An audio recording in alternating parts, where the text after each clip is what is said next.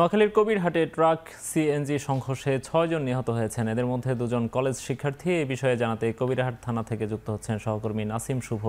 নাসিম, হতাহতদের সবার পরিচয় জানা গেছে কিনা, তাদের মরদেহ এখন কোথায় আছে জানাবেন।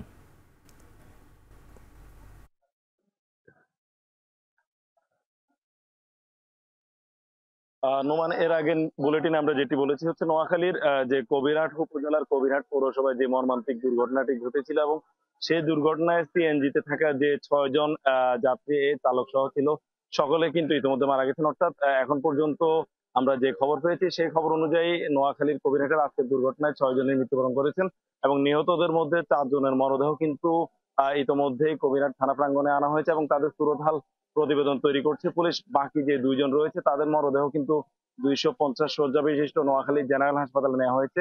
তো আমরা এখানে এসে কথা বলেছি স্থানীয় এবং প্রত্যক্ষদর্শীদের সাথে। তারা জানিয়েছেন আজ দুপুর আনুমানিক ২:৩০টার দিকে নোয়াখালীর সোনাপুর থেকে একটি সিএনজি চালিত অটোরিকশা, যেটি কবিরহাট হয়েই বসুরহাট অভিমুখে যাত্রা করেছিল এবং সেটি কবিরহাট পৌরসভা ২ নং ওয়ার্ড পূর্ব ফতেপুর নামক স্থানে পৌঁছালে সিএনজিটির সামনের চাকার সমস্যা দেখা দেয় এবং এটি নিয়ন্ত্রণ হারিয়ে ফেলে। এটি নিয়ন্ত্রণ হারিয়ে তার নিজস্ব যে গতিপথ সেখান থেকে অন্যত্র চলে গেলে বিপরীত দিক থেকে অর্থাৎ বসুরহাট থেকে আসা একটি ট্রাক কিন্তু সিএনজিটিকে গায়ের উপরে উঠে ধুমড়ে মুচড়ে দেয় এবং তাৎক্ষণিক সেখানে সিএনজি চালক সহ ৫ জনের মৃত্যু হয় এবং একজনের অবস্থা গুরুতর আহত অবস্থায়। তাকে উদ্ধার করে স্থানীয়রা কিন্তু প্রথমে ২৫০ শয্যা বিশিষ্ট জেনারেল হাসপাতালে পাঠায়। সেখানে কর্তব্যরত চিকিৎসক তাকে মৃত ঘোষণা করেন। আমরা এখানে এসে কথা বলেছি কবিরহাট থানার যিনি ভারপ্রাপ্ত কর্মকর্তা রয়েছেন তার সাথে এবং কথা বলেছি ফায়ার সার্ভিসের যারা উদ্ধার করেছেন তাদের সাথে।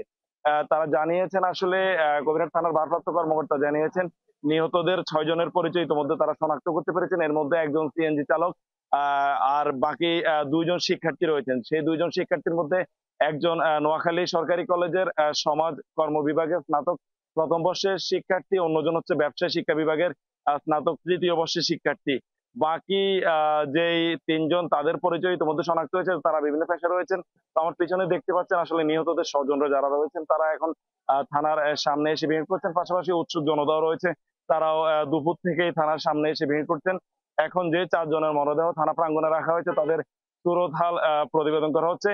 তো কিছুক্ষণ আগে আমরা এখানে এসে দেখেছি যে বিআরটি এর একটি প্রতিনিধি দল কিন্তু এসে যে দুটি যানবাহন আসলে দুর্ঘটনার মুখে পতিত হয়েছে সেই দুটি যানবাহনের বিস্তারিত নাম ঠিকানা নিয়েছেন এবং তথ্য নিয়েছেন। তো বিআরটি এর যিনি দায়িত্বপ্রাপ্ত কর্মকর্তা রয়েছেন আমরা তার সাথে কথা বলেছি। তিনি বলেছেন যে আসলে গাড়ি দুটির প্রয়োজনীয় যে সকল কাগজপত্র থাকার দরকার সে সকল কাগজপত্র রয়েছে কিনা সেগুলা নিরীক্ষা করছেন তারা।